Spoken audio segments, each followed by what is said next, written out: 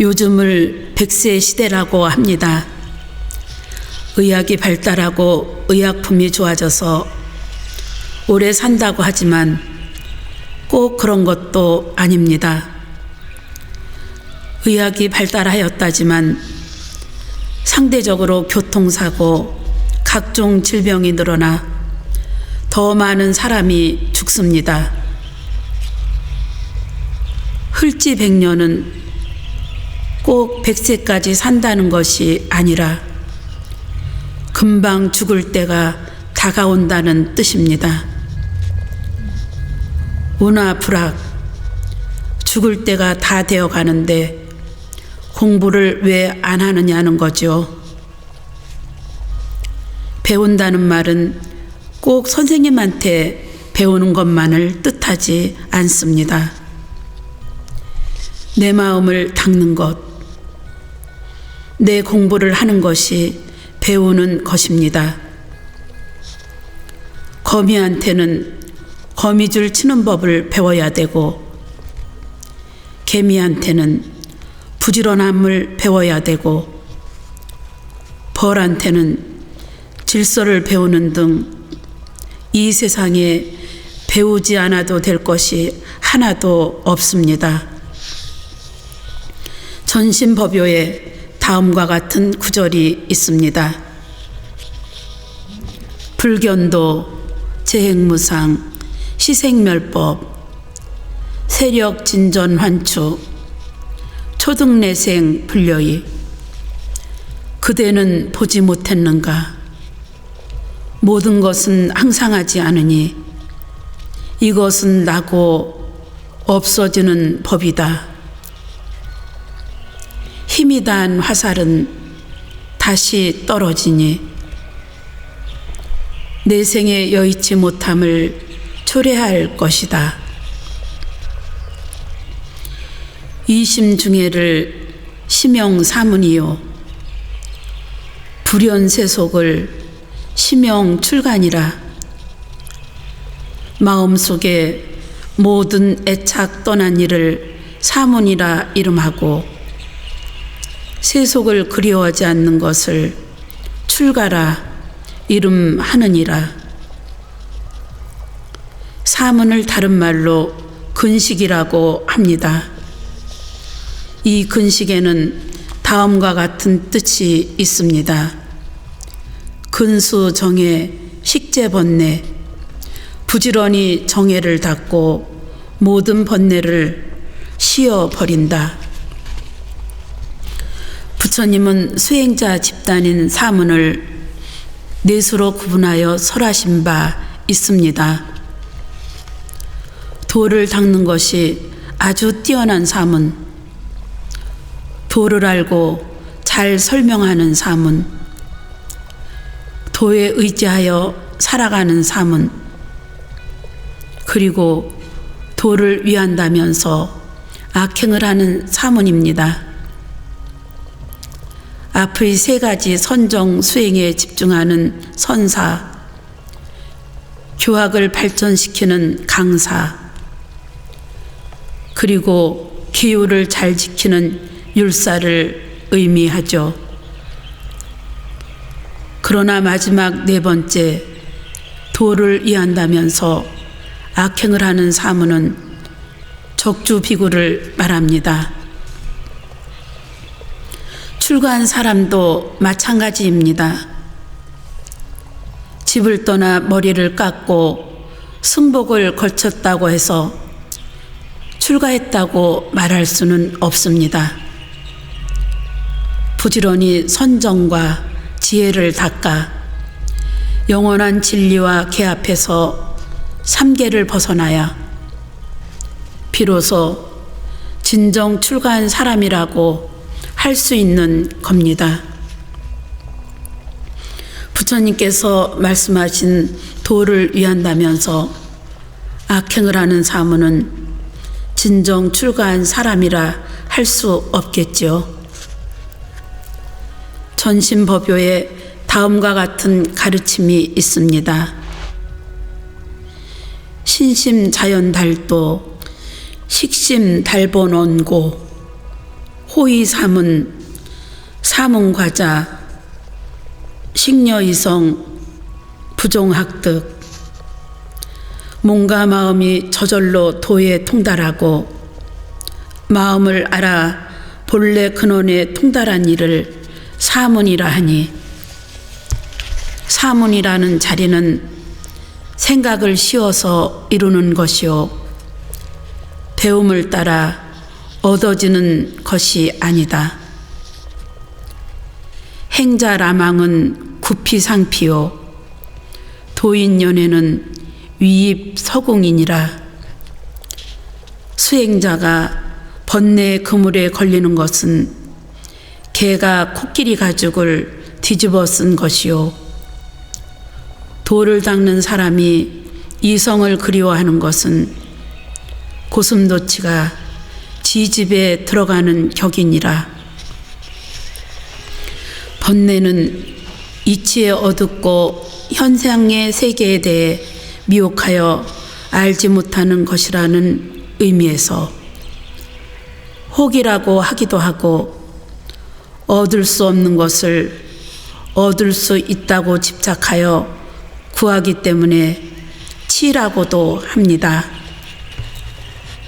또한 사람을 채찍질하여 미혹한 세계에 들게 만드는 까닭에 사라고도 하며 중생을 미혹된 생사의 고통의 상태에 매듭지어 단단히 동염에 묶는다는 의미에서 결이라고도 합니다. 그리고 착한 마음을 덮어 가로막기 때문에 개라고도 합니다. 분별심을 연애라고 합니다. 편안한 것만을 생각하고 재물을 탐하고 권세와 명예를 쫓는 등의 모두가 연애입니다. 노름에 빠져들기 시작하면 거기서 벗어나기가 어렵고 술과 담배에 인이 박히면 거기에서 벗어나기가 힘들지요. 스님들도 마찬가지입니다. 소임을 맡게 되면 마치 그 소임이 영원히 지속될 것처럼 착각하며 삽니다. 때로는 자기가 맡은 소임을 가장 중요하고 가치 있는 것으로 여겨 사중 전체의 입장을 고려하지 않는 경우가 있습니다. 근본을 닦아 마음에서 모든 번뇌망상을 떠나보내야 되는데 그것은 하지 아니하고 결국에는 명예와 이익만을 추구하는 것이요 계속 잘 먹고 잘 입고 호강하기를 바라고 훌륭하다는 소리에 빠집니다. 고슴도치가 쥐구멍에 들어갈 때는 잘 들어가지만 뒤로 나오려고 하면 가시에 걸려서 나오지를 못하는 것과 같습니다. 초발심자경문 계초심 학인문에 다음과 같은 구절이 있습니다. 제색지와 심어독사 성기집이 상수원리 재물과 여색의 화는 독사보다 심하니 그릇됨을 밝혀 모름지기 이를 멀리 여의도록 할 일이다. 수유제지나 거업가자는 재불이 시인의 생비우심하시고 설모도행이라도 주산실자는 중성이 시인의 생환희심 하나니라.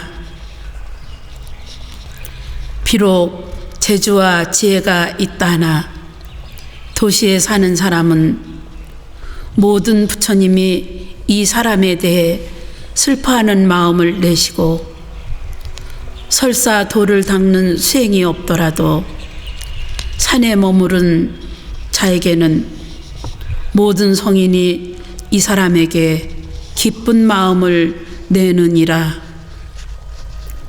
설사 도행이 없다 하더라도 곧 망상만 피우고 공부가 안 되고 때려치우고 갈까 말까 싶은 생각만 매일 일어난다 하더라도 산실에서 나가지 않고 꾸준히 오래 머물면 얻는 것이 있습니다. 논어에 군자 우도 부르빈, 군자는 도에 어긋날까 걱정할 뿐 가난한 것은 근심하지 않는다라는 말이 있습니다. 또 서장에도 단지작불 막수불불해요. 다만 부처가 될 것을 알지언정 부처가 말을 하지 못할까 걱정하지 마라 라는 대종고 스님의 말씀이 있습니다. 근본을 먼저 취하지 않고 지업부터 준비하는 사람들이 많습니다. 옛날 일본의 어떤 스님은 훌륭한 법사가 되면 말을 타고 법문하러 다녀야 한다고 말을 타는 법을 먼저 배웠습니다. 또 연회에 초대를 받아가면 노래도 한 곡조 뽑을 줄 알아야 한다고 노래도 먼저 배웠습니다. 그러다가 정작 공부는 하지 못했답니다. 그래서 그 모든 것이 쓸데없이 되어버렸다는 이야기가 전합니다. 대스님의 말씀은 지업적인 일에 마음 쓰지 말고 근본이 되는 공부를 하라는 뜻입니다. 그리고 모든 일에는 앞뒤가 있으니 그 앞뒤를 잘 선별해서 하라는 뜻도 됩니다. 일의 앞뒤를 잘 알아서 할 줄 알면 곧 도에 가까워진다는 말이지요. 부처가 되는 일에만 해당되는 말이 아닙니다. 공부나 농사나 장사나 다른 온갖 일 모두에 해당합니다. 수유제약이나 무게행자는 여보소도 입을 기행이요 수유근행이나 무지행자는 요광동방 이양서행이니라. 비록 재주와 학식이 있으나 계행이 없는 사람은 법에 있는 곳으로 인도하되 일어나 가지 않는 것과 같은 것이요 비록 부지런히 행하더라도 지혜가 없는 사람은 동쪽으로 가고자 하나 서쪽으로 가는 격이니라. 불교를 지혜와 자비의 종교라고 합니다. 그 중에서도 특히 지혜를 강조하지요. 자비도 지혜가 있어야 행할 수 있습니다. 자비를 행하지 않는 사람은 지혜가 없는 사람이라고 해도 과언이 아닙니다. 부지런히 노력은 해요. 세속에 있는 사람이나 수행단체에 속한 사람 모두 똑같습니다. 장사도 열심히 하고 농사도 열심히 짓고 해요. 그런데 자기 머리가 거기까지 뿐이고 생각이 너무 좁고 그릇에 한계가 있으면 아무리 노력을 해도 별 소득이 없어요. 중요한 것은 현명하고 제대로 볼 줄 아는 안목이 있어야 한다는 겁니다. 노력만으로 되는 일이 아닙니다. 지혜 없이 노력만 하는 사람은 문제가 생깁니다. 동쪽으로 가야 할 사람이 동쪽으로 향해야지, 동쪽으로 서서는 서쪽으로 가는 것과 같습니다. 이런 경우는 노력을 안 하는 것만 못합니다. 노력하지 않으면 차라리 제자리 걸음이나 하는데 잘못 실천하면 목표에서 더욱 멀어진다는 겁니다. 지혜는 이치를 빨리 깨우치고 사물을 정확하게 처리하는 능력입니다. 공공의 이익과 평화를 가져올 수 있어야 진정한 지혜라고 할 수 있습니다. 위산 스님의 치문에 다음과 같은 경책의 말씀이 있습니다. 도인자 도인야 행필가리 언필가법. 도인이란 사람들을 인도하는 사람이다.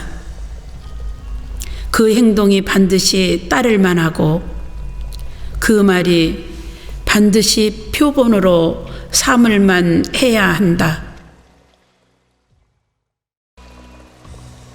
유지인의 소행은 증미작반이요 무지인의 소행은 증사작반이니라. 지혜 있는 사람이 행하는 바는 쌀을 쪄서 밥 짓는 것과 같은 것이고, 지혜 없는 사람이 행하는 바는 모래를 쪄서 밥 짓는 것과 같다. 모래를 100년 쪄봐야 밥이 될 까닭이 없죠. 노력만 들고 나무만 다 떼고 마는 겁니다. 얻으려는 성과에서 오히려 거리가 멀어지는 거죠. 지혜를 이렇게 강조하고 있습니다. 반야를 지혜라고 하는데 이는 인간이 진실한 생명을 깨달았을 때 나타나는 근원적인 지혜를 말합니다. 반야의 지혜는 분별지와 구별되는 무분별지입니다. 이는 스스로의 체험과 실천을 통하여 주체적으로 법이 있는 그대로를 체득하는 자각을 말합니다. 자각을 통하여 인생의 근본 의욕이 해소되는 것이고 인간과 만물의 진실을 꿰뚫어 볼 수 있는 거죠. 반야의 지혜를 얻기 위해서는 집착과 분별망상에 어리석음을 타파해야 합니다. 또 그 현실에서는 자비로서 작용해야만 합니다. 원효 스님은 반야에 대해 문자반야, 관조반야, 실상반야를 들어 설명합니다. 문자반야는 방편반야라고도 합니다. 이는 부처님이 설하여 문자화된 경률론을 전부 통칭한 것으로 문자로 말미암아 반야의 뜻을 전할 수 있으므로 문자반야라고 합니다. 관조반야는 경률론의 글자나 말에 의하여 진리를 알아내고 이 진리에 따라 수행하고 실천하는 것을 말합니다. 관조반야의 진실한 지혜는 반드시 무념무분별입니다. 실상반야는 부처님의 말씀 가운데 감추어져 있는 진리이며 관조반야를 통하여 체득되는 궁극을 말합니다. 원효 스님은 실상반야가 곧 열애장이라고 하였습니다. 공직익식 이위기장 하되 부지학법 이게 치심이로다. 누구나 배고프면 밥을 먹어 줄인 창자를 채울 줄은 알지만 법을 배워 어리석은 마음을 고칠 줄은 모른다. 역시 지혜를 강조하는 이야기입니다. 앞에서 계행에 대해서는 한 구절로 이야기했지만 지혜에 대해서는 길게 설명하고 있습니다. 수행자에게 무엇이 더 우선하고 중요한지를 엿볼 수 있어요. 지혜가 있는 사람은 계행을 지키게 되어 있습니다. 지혜가 없는 사람들이 질서를 무너뜨리고 윤리를 파괴합니다. 계행을 지키지 않으면 결국 자기만 손해이니 어리석은 사람이고 지혜가 없는 사람이라고 할 수 있죠. 배고프면 밥을 먹듯 법을 배워서, 이치를 배워서, 존재의 실상을 배워서, 성인의 가르침을 배워서 어리석은 마음을 고칠 줄 알아야 하는데 그렇지 못하다는 겁니다. 농사도 마찬가지지요. 장사도 마찬가지요. 사업도 마찬가지요. 인간관계도 마찬가지입니다. 모든 것이 이치가 있기 마련이죠. 법이란 뭡니까? 물수에 갈 거, 물이 흘러가듯 자연스러운 것, 그렇게 될 수밖에 없는 이치가 바로 법입니다.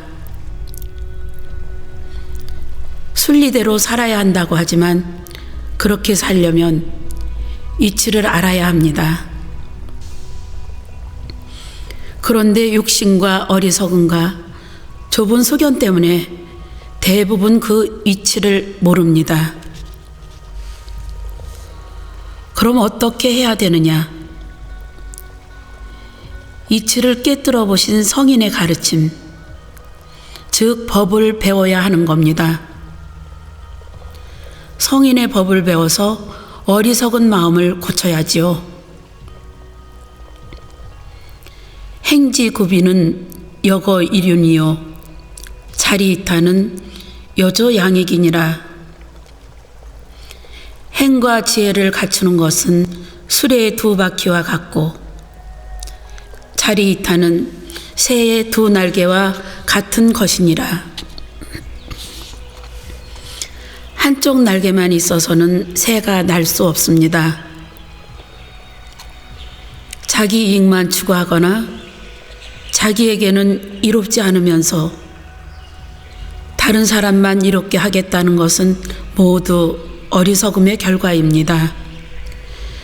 자기에게 이롭지 않은데 남을 이롭게 한다는 것은 더욱이 남을 제대로 이롭게 할 수 있는 게 못됩니다.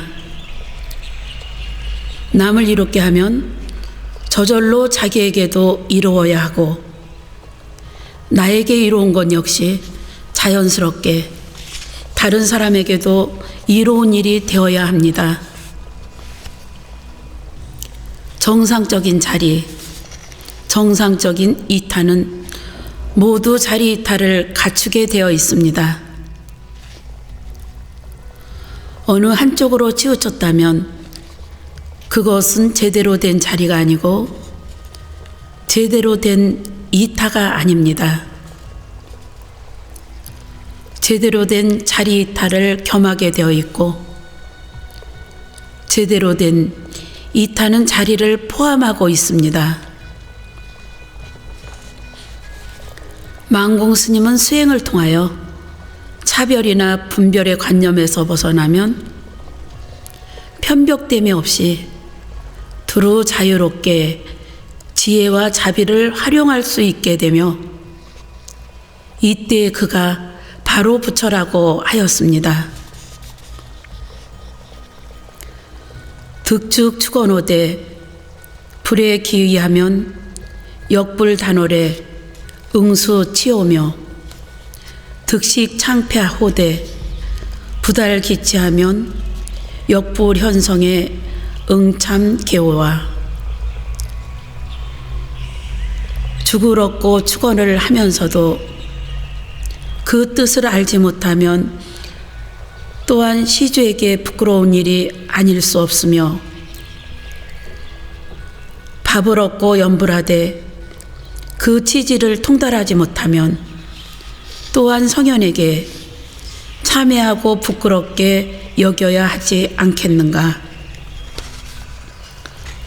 원효 스님의 발심 수행장이 출가와 재가를 막론한 가르침에는 분명하지만 이번 문장의 경우는 출가 사문을 위한 내용입니다.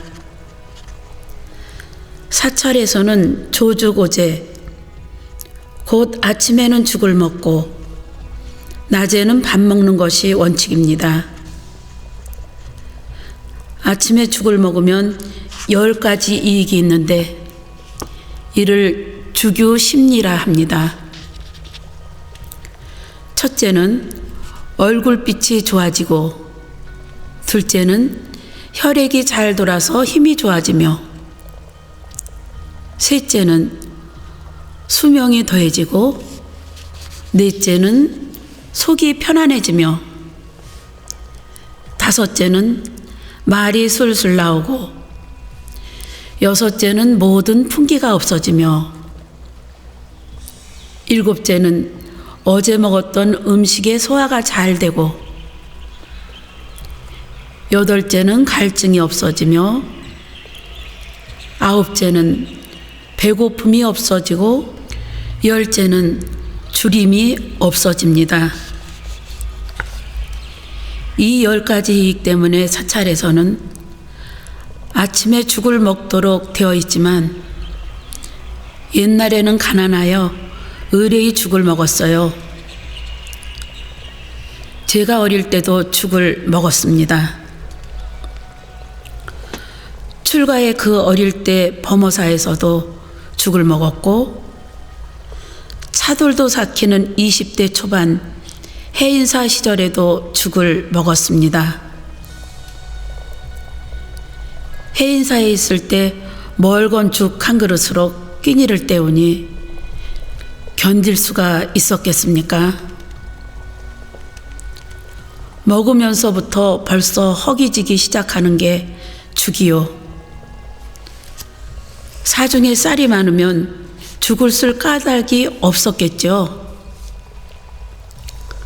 살림이 가난하다 보니 죽을 먹을 수밖에 없는데, 철없는 학인들은 죽을 먹지 말자고 항의를 하곤 했어요. 어리석게도 그런 시절이 있었습니다. 그 옛날 신라 시대에는 더 말할 나위가 없었겠죠. 수행자가 어떤 생업도 없이 밥이나 죽을 먹는 것은 순전히 신도님들, 단월들의 시주에 의한 것입니다. 수행 잘하고 빨리 도통해서 좋은 법문으로 마음을 열어달라는 뜻에서 스님들에게 또는 수행자들에게 시주하는 것이죠. 신도나 단월이 시주하는 의미를 알아야지 그 의미도 모르고 먹기만 한다면 준 사람에게 부끄러운 일입니다. 스님을 다른 말로 비구라 합니다. 이 말에는 걸식하는 자라는 뜻이 담겨 있습니다. 스님은 일체의 소유물을 버리고 탁발에 의지하여 생활하는 사람인 것입니다. 탁발을 하면서 수행자는 시주에게 축원을 해줍니다. 그런데 단지 한 끼의 밥을 먹기 위해 그 뜻도 모른 채 앵무새처럼 창을 해서야 되겠느냐는 말입니다. 수행자는 얻어먹고 열심히 정진하여 마음이 맑아지고 그것을 시주한 사람에게 되돌려 주어야 합니다. 그렇지 못하면 시주해 준 사람뿐만 아니라 수행자로서의 본보살을 다하지 못한 것이기에 성인에게도 참으로 부끄러운 일이 됩니다. 인호 미충이 불변 정례 인달하야 성중 사문이 불변 정예니라. 사람은 미충이 깨끗하고 더러움을 가리지 않음을 싫어하듯이 성인은 사문이 깨끗하고 더러움을 가리지 못함을 싫어하느니라. 미충은 꼬리 달린 구더기를 말합니다. 서장에서 말하는 태말충과 같은 말이죠. 이 미충이 자라서 파리가 되는데 파리는 곳곳에 다 붙습니다. 오물에도 붙고 임금님의 밥상에도 붙죠. 깨끗하고 더러움을 가리지 않기 때문입니다. 그래서 사람들이 미충을 싫어합니다. 출가사문도 마찬가지입니다.